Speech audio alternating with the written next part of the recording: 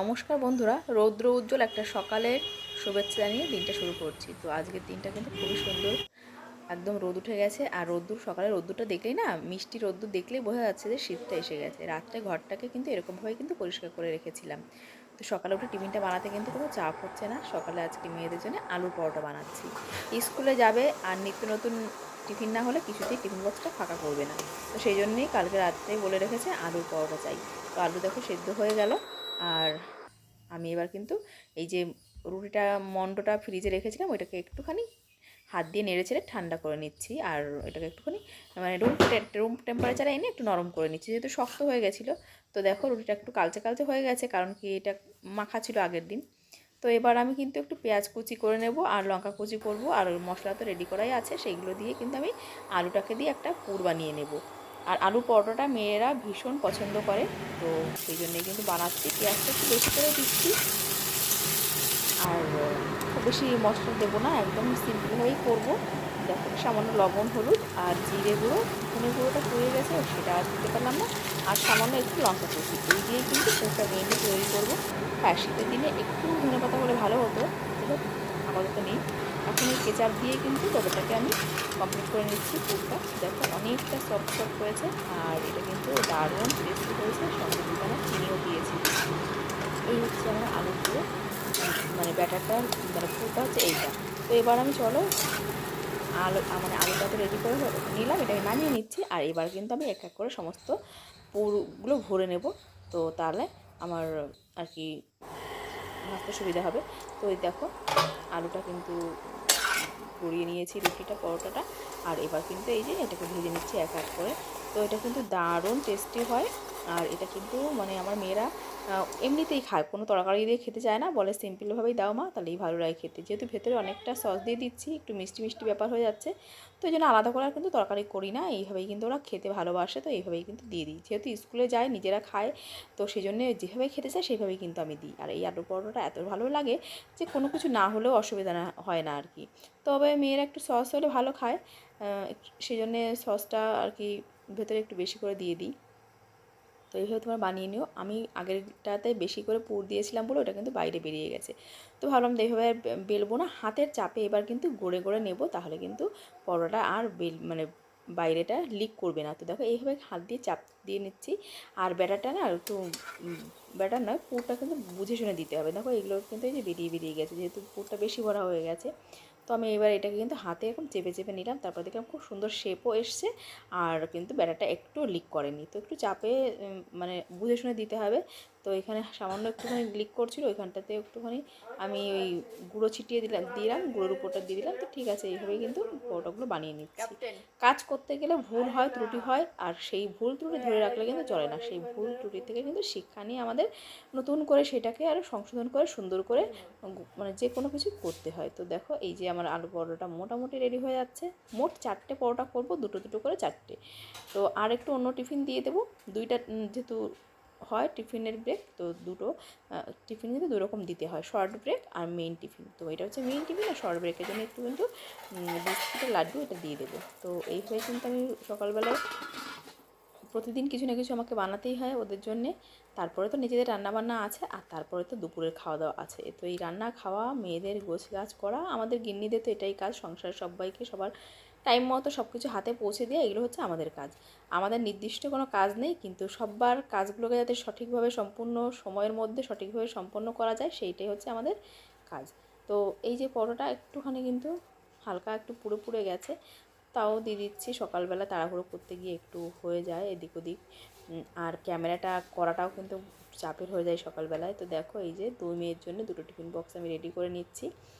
আর একটু যদি দেখে একটু পোড়া পোড়া হয়ে গেছে, তাহলে কিন্তু বকুনি দেবে আমাকে, মা তুমি এরকম করেছো কেন, ছোটো মেয়ে বকুনি দেবে। তো সেই জন্য এটাকে একটুখানি ঢেকে দিলাম।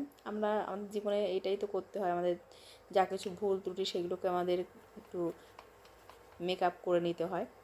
তো এখানে দেখো এই রুটিটাও কিন্তু, পরোটাটাও আমি এখন বড় মেয়েরটা রেডি করছি। আর ওদেরকে একটু সকালবেলা উঠেই গরম জল খাওয়ানোর চেষ্টা করি, সকালবেলা উঠেই। যেহেতু মেয়েরা ছোটো, খেতে চায় না, দুষ্টুমি করে। বড় মেয়ে বড় হয়ে গেছে, কিন্তু তবুও তাকে বলতে হয় উঠে জল খাও, একটা কলা খাও, একটু এটা খাও, একটু সেটা খাও। তো এইভাবে বলে বলেই কিন্তু খাওয়াতে হয়। আর এই যে দেখো আমি সবগুলো রেডি করে নিচ্ছি, এবার ওদেরকে ডাকবো, খাইয়ে দাইয়ে তারপরে কিন্তু স্কুলে পাঠাবো। তার মধ্যে ছোটো মেয়েকে তো আবার পরিয়ে দিতে হয় জামা কাপড়, সে আবার এখন ভালো করে পেরে ওঠে না। তো আমার প্রত্যেকটা দিনের সকালটা হচ্ছে এই টিফিন তৈরি করতেই আর কি, এটা আমার সবচেয়ে আর কি জরুরি কাজ হয়ে পড়ে। তারপর সংসারের বাকি কাজকর্ম ওটা আমাকে সামলাতে, যেহেতু মেয়েরা মর্নিং স্কুলে যায় তো ওদের টাইম মতো পৌঁছে দেওয়া মানে গাড়ির হর্ন মারার আগে আমাকে রেডি করে দেওয়াটা সত্যি ভীষণ বড় একটা চ্যালেঞ্জ হয়ে যায়। তো এই রুটিটা দেখো পরোটাটা কত সুন্দর হয়েছে না, এরকম করে যে সবগুলো বানাতে পারতাম তাহলে কিন্তু খুবই ভালো হতো, কিন্তু সেটা তো হয়ে ওঠে না। তো যাই হোক মেয়েকে আবার চেঞ্জ করে দিলাম। আর এইটা হচ্ছে মেয়ের স্কাউটের ড্রেস, মানে এনসিসির মতো করে একটা ওদের অ্যাক্টিভিটি হয় স্কাউটিং, তো সেইটার ড্রেস দিয়েছে নতুন, আর সেটা পরে কিন্তু বড় মেয়ে যাচ্ছে। তো প্রথমে না না না না করছিল, ভালো লাগছে না, আমি এরকম পরবো না, এরকম ড্রেস আমি পরি না। তারপরেও দেখলো যে নিজেকে তো যেতেই হবে, ইউনিফর্মটা পরতেই হবে, তো ওই ইউনিফর্মটা পরে গেছে। আর এই যে কালকে চিলড্রেন্স ডে, তার জন্য কিন্তু গিফট মুড়োকে র্যাপ করে মেয়েদের পাঠিয়ে দিলাম। আর ওদের স্কুলে প্রোগ্রাম আছে চিলড্রেন্স ডেতে বৃহস্পতিবার, তো স্কুলে দেখি যাওয়ার ইচ্ছা আছে, ইনভাইটে কার্ড পাঠিয়ে দিয়েছে। তো সেইগুলো আর কি ভাবছি যে যাব কি যাব না, কি করব। তো স্কুলে অনেক রকম অ্যাক্টিভিটি হয়, খেলা হয়, অনেক প্রোগ্রাম হয়, অনেক গিফটের ব্যাপার থাকে, খেলা থাকে, সবগুলো কুপন কেটে তারপরে কিন্তু নিতে হয় ওদের স্কুলে। আর খাওয়ার বিভিন্ন ফুড স্টল থাকে খাওয়ার জন্য, তো সেইগুলো কুপন কেটে নিতে হয়। তো সেখানে না অনেক সময় খাবারের মান বা কোয়ালিটি সব সময় যে ভালো থাকে তেমনও না, একটু প্রবলেমও হয়। আবার অনেক সময় খাবার ফুরিয়ে যায়, দেখা গেলো দামের একটু হেরফের হয়, কোয়ালিটির হেরফের হয়। তো ওই জন্য আমি ভেবেছি এবছর ওদেরকে খাবারটা বানিয়ে দেবো, কয়েক রকম খাবার বানিয়ে দেবো, একটু মোমো বানিয়ে দেবো, একটু পকোড়া বানিয়ে দেবো, এইসব বানিয়ে দিলে মেয়েরা খুব পছন্দ করবে। তো আর একটু ফ্রুট জুস টুস এগুলো সব দিয়ে আমি পাঠিয়ে দেবো, বা আমি সঙ্গে করে নিয়ে যাবো। ছোটো মেয়ে বলছে তোমাকে যেতেই হবে, তোমাকে যেতেই হবে। তো যাবো না করেও মনে হচ্ছে শেষমেশ যেতেই হবে। যাই হোক সকালে কাজকর্ম শুরু করে দিয়েছি, এই যে এখানটা পরিষ্কার করতে শুরু করেছি। আর ভাবছি যে কী কী আর কি ওদের তৈরি করে দেব। তো আমাদের সবসময় গৃহিণীদের কাজটাই এই, একটা কাজ করব আর একটা কাজের প্ল্যানিং করতে হয়, এই হয়ে কিন্তু আমাদের করতে হয়। তো সেই সব ভাবনা চিন্তা করছি কী করা যায়। আর এইখানটা বেশ কিছু জিনিসপত্র ছিল, সেগুলো সরিয়ে নিলাম। দেখবি সংসারে হাজারটা কাজের মধ্যে না একটা কাজ কিন্তু কী হয় পেন্ডিং হয়ে যায় কখনো না কখনো। তো সেই সব কাজগুলো কিন্তু টাইমের মধ্যে একটু নির্দিষ্ট দিনের অন্তর তো পরিষ্কার পরিচ্ছন্নতাটা বজায় রাখতে হয়। তো এই যে এই সাইডটা বেশ কিছুদিন পরিষ্কার করা হচ্ছিল না, সেটা আজকে একটু সময় পেয়ে একটু করে নিলাম। অনেকে দেখি খুব সুন্দর করে পরিপাটি করে কাজ করে, আমার মনে হয় তাদের কাজের লিমিটেশান আছে। বাট আমার সংসারে এত বেশি কাজের চাপ আমি নিজেই তৈরি করে ফেলি যে টাইমের মধ্যে সব কাজ করে উঠতে পারি না। যেমন হাজারটা সংসারের কাজকর্ম, তার মধ্যে বাগানের কাজকর্ম, আমার ছাদ বাগানে প্রচুর সময় আমাকে ব্যয় করতে হয়। তারপর বিভিন্ন রকম এই যে ধরো ভিডিও মেকিং বলো, সঙ্গে মেয়েদের স্কুলের প্রোগ্রামের সেসব অ্যাক্টিভিটি, মেয়েদের পড়াশোনা করানো, মানে বিভিন্ন রকম। আমি তো কখনো নিজে একটু মানে চুলটা আঁচড়ানোর সময় পাই না, তারপরেও দেখি যে মানুষ কী সুন্দর ফিটফাট হয়ে থাকে। আসলে তাদের হয়তো এক কামরার ঘর, অথবা তাদের সংসারের সাপোর্ট করার লোক আছে, এই আর কি। কারণ মানুষ যতটা দেখায় না ততটা সত্যি আসলেও ততটা সত্যি হয় বলে আমার মনে হয় না। আবার অনেকে আছে এক কামরার ঘর না হোক, তাদের হচ্ছে কী বলবো বলতো, বাচ্চা কাচ্চা পড়াশোনা করানো সেই প্রেশারটা অতটা তাদের থাকে না, হয়তো বাচ্চা ছোটো বা ফ্যামিলিতে অন্য কেউ সাপোর্ট করার আছে। কিন্তু আমার মনে হয় যে প্রত্যেকটা মানুষের সংসারের এক এক রকম কন্ডিশান থাকে, তো একরকম কন্ডিশানের মানুষের সঙ্গে আরেক রকম কন্ডিশনে মানুষের তুলনা করা মানে বোকামি, এটা বোকামি। অন্যের সংসার কতটা সাজানো গোছানো আছে এটা ভাবতে গিয়ে নিজের সংসার নিয়ে ডিপ্রেশন বা হতাশা ভোগা বা নিজে হীনমন্যতায় ভোগা, এইগুলো আমি একসময় করেছি, এখন আর আমি করি না। এখন বুঝি যে প্রত্যেকটা মানুষের জীবনের ভিন্ন ভিন্ন শর্ত, ভিন্ন ভিন্ন অবস্থান এবং ভিন্ন ভিন্ন দৃষ্টিভঙ্গি থাকে। মানুষের জীবনের প্রায়োরিটিটাও আলাদা থাকে, কারো কাছে বাচ্চার পড়াশোনাটা প্রায়োরিটি পায়, কারো কাছে নিজের সাজগোজটা প্রায়োরিটি পায়। তো এইটা ভিন্ন ভিন্ন মানসিকতা মানুষের হয়। আমার কাছে আমার সংসার আর আমার বাচ্চা কাচ্চা, আমার সন্তান বা স্বামী, এদের প্রায়োরিটি অনেক বেশি। সেখানে আমার ভিডিও মেকিংটা কিচ্ছু আর না। আমি মনে করি আমার বাচ্চাদের সময় দেওয়া বা সংসারের কাজকর্ম ফাঁকে যদি কখনো আমি ভিডিও করতে না পারি, তো সেটা নিয়ে আমার মন খারাপ হয় না, একেবারে হয় না। ভিডিও মেকিংটা আমার একটা শখ বলতে পারো, কারণ এটাকে পেশা করতে চাওয়াটা বোকামি ছাড়া আর কিছুই নয়। কারণ খুব কম মানুষই আছে যারা আজকে সোশ্যাল মিডিয়ায় কিন্তু সফল বা সাফল্য পেয়েছে, খুব কম মানুষই আছে ইনকাম করে, বাদবাকি সবাই তো কী করে, নিজের সংসারটাকে গুছিয়ে করে, তাই না? তো সেই ক্ষেত্রে হীনমন্যতায় ভোগার কোনো মানেই হয় না। কারণ হচ্ছে এক একজনের এক এক রকম আর্থিক ক্ষমতা, এক একজনের এক এক রকম মানসিক চাহিদা, সব কিছুই তো ভিন্ন। তো আমরা একজনের সংসার দেখে, একজনের কোনো কিছু দেখে যদি হীনমন্যতায় ভুগি, তার মধ্যে আমার গুণ, আমার যে ভালো দিকগুলো, সেইগুলো হয়তো বা কোথাও না কোথাও নেগলেক্ট হয়। এইটা ভেবে নিজেকে আজকাল বোঝাই যে অন্যের জিনিস দেখে আহা উহু করা বা হিংসা করা বা দুঃখী হওয়া, সত্যিই এটা বোকামি। কারণ প্রত্যেকটা মানুষের জীবনে কিছু না কিছু উইক পয়েন্ট থাকে, কিছু না কিছু ভালো দিক থাকে। তো আমাদের উচিত সবসময় ভালো দিকটাই দেখা, তাই না? নিজের ভালো দিকটা দেখাটাও কিন্তু একটা বড়, অনেক বড় ব্যাপার। কারণ মানসিক শান্তিটা নির্ভর করে নিজের প্রতি সন্তুষ্টি নিয়ে। আমি নিজেকে নিয়ে সন্তুষ্ট না হতে পারি, বাদবাকি দুনিয়া আমাকে নিয়ে কী করে সন্তুষ্ট হবে? তো সেটা এখন বুঝতে পেরেছি। ওই জন্য আর খুব বেশি কোনো কিছু নিয়ে মাতামাতিও করি না, আর খুব বেশি কোনো কিছু নিয়ে হতাশও হই না। কারণ জীবনের ছন্দে চলবে। জীবনের সবচেয়ে বড় জিনিসটা হচ্ছে সুখী বা নিজেকে নিয়ে খুশি থাকা। তো সেটা যে সবসময় টাকা পয়সা থাকলেই হবে এমন না। আমরা অনেক মানুষকে দেখেছি প্রচুর অর্থ সম্পত্তি, তারপর দিনের শেষে তাদের মানসিক এত চাপান্বিত চলে যে তাদের কাছে জীবনটা যেন মৃত্যুর সমান হয়ে দাঁড়ায়। তো এই সব দেখে শুনে কিন্তু এখন বুঝতে পেরেছি যে কিছু নেই মানেই যে আমার কোনো একটা জিনিস নেই মানেই যে কিছু নেই, এমনটা না। তো সেইটা ভেবে এখন নিজেকে অনেক বেশি সান্ত্বনা দিই বা অনেক বেশি নিজেকে শক্ত করে নিয়েছি যে খুব বেশি কোনো কিছু নিয়ে মাতামাতি করা ঠিক না। সেটাও দুঃখ হোক আর সেটা আনন্দ হোক, কারণ জীবনটা হচ্ছে হাসি আর দুঃখের একটা মেলবন্ধন। তো দেখো কাজকর্মগুলো করে নিচ্ছি ধীরে ধীরে।